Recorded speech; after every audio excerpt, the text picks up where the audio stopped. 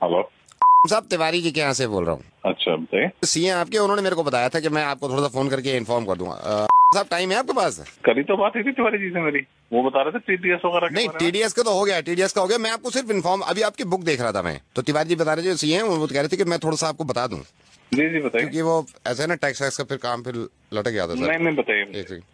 30% tax ये तो पे कर दिया सर हमने आपका, ठीक है सर। अच्छा, जी जी। 10% टीडीएस भी आपका, तिवारी जी ने कहा था टीडीएस। हाँ तो ये तो पता ही है, मेरे को बता दिया था उन्होंने। इसके दो ना फायदे बता रहा था इसको मैं आपके। तो सर 30% जो टैक्स कटा है आपका, क्योंकि सर आपका स्लैब जो है वो 12 लाख से ऊपर है, तो 30% टैक्स कटने का फायदा ये है सर, कम से कम कल को इनकम टैक्स का डंडा तो नहीं होगा। और जो सही है, ये 10% टीडीएस भी आपने इसलिए काटा कि कल को आपको कोई प्रॉब्लम ना हो, ठीक है। है ना। तो सर ये दो फायदे हो गए, मतलब इनकम टैक्स के डंडे से बच गए, दूसरा ये टीडीएस के भी डंडे से बच गए। क्या कहना चाह रहे हो? ये तो मुझे ही पता है। नहीं, मैं नहीं, कम से कम इस जिम्मेदारी से बच गए ना। क्या कह रहे हो यार? सर मैं ये कह रहा हूँ, ये देने के बाद आपके ऊपर से जिम्मेदारी हट गई, आप कल को पागल है कि एक ही बात 30% को पकड़ लिया तूने? मेरे को पता नहीं है ये बात। ये तो पता है सर आपको। तो 30% टैक्स दे दिया तो इनकम टैक्स का डंडा आप पे नहीं पड़ेगा, आपकी जिम्मेदारी खत्म, आप बुरा मत मानिए सर। लेकिन इनका डंडा पड़ गया, ये क्या होगा फिर? यार रोजे रमजान में गालियां दिलवाएगा, क्या रह गया? सर ये क्या? सर 2.5% ज़कात है? 2.5% ज़कात। साहब मैं माजरत चाहूंगा कि रोजे में मैं आपको ज्यादा बुलवा रहा हूँ, लेकिन ये 30% टैक्स दे दिया आपने, जो कि बहुत अच्छी बात है, क्योंकि एक उसूल है हिंदुस्तान का कि आप अगर 12 लाख से ज्यादा कमाते हैं तो 30% टैक्स देंगे, और देने के बाद मुतमईन हो जाते हैं इस बात से कि अब कोई जिम्मेदारी आपकी नहीं है, ना ही किसी चीज की पेनल्टी पड़ेगी।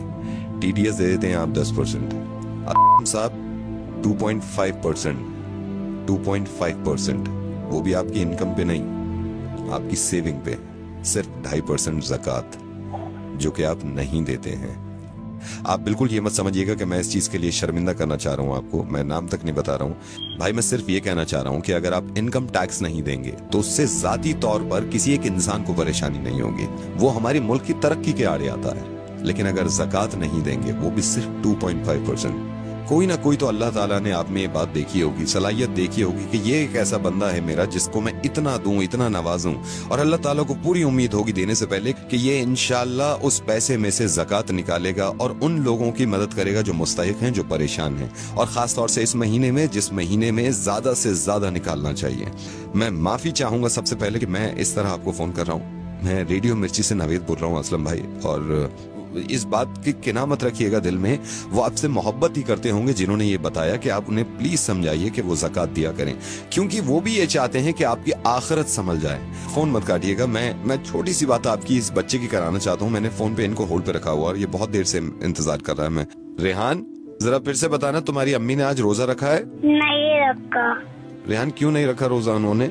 क्योंकि मेरी अम्मी बीमार है। तो तुम्हारे अब्बू क्यों नहीं इलाज कराते तुम्हारी अम्मी का, ताकि वो रोजे रख सकें? मेरे अब्बू के पास पैसे नहीं है। ये जो बच्चा है, इनकी वालदा को कैंसर है। इनकी वालदा रोजे यूं नहीं रख सकती क्योंकि ये बीमार हैं। बीमार इसलिए हैं क्योंकि ये इलाज नहीं करा सकती। इलाज ये इसलिए नहीं करा रही क्योंकि इनके पास पैसे नहीं है। पैसे इसलिए नहीं है इनके पास भाई क्योंकि हम ज़कात नहीं देते हैं। बहुत मुमकिन था ये कि हम हॉस्पिटल के बाहर अपनी वालदा के साथ बीमार पड़े होते और हम इंतजार कर रहे होते कि कोई ज़कात दे, और इनके वालिद यहां बैठे होते जहां पे आप हैं, और ये अगर ज़कात ना देते और हम तक ना पहुंचती तो कैसा लगता? आपके माशाल्लाह 2 मासूम बहुत प्यारे बच्चे हैं, और मैं ये दुआ करूंगा कि इंशाल्लाह बहुत लंबी उम्र हो उनकी और बहुत तरक्की करें वो। टैक्स नहीं देते हम तो कितना घबरा जाते हैं कि नोटिस आ जाएगा इनकम टैक्स की तरफ से। ज़कात नहीं देते हम तो जिसकी माफी नहीं है और उस नोटिस का कोई बदल नहीं होगा। मैं ये नहीं कह रहा हूं कि आप किसको दें, आप जिसको सही समझे, जिसको लगे कि मुस्तहिक है, उसको ज़कात दीजिए। इंशाअल्लाह ज़कात जरूर दूंगा, और इस बच्चे को अगर जरूरत हो किसी चीज की तो मुझे जरूरत है। इस बच्चे को अब जरूरत नहीं है, इस बच्चे तक पहुंच गया, लेकिन हमारे ही हिंदुस्तान में बहुत सारे बच्चे ऐसे हैं जो इंतजार कर रहे हैं हमारी ज़कात का। अल्लाह ताला अजर दे आपको इस चीज का, आपने अपनी जिम्मेदारी पूरी करी।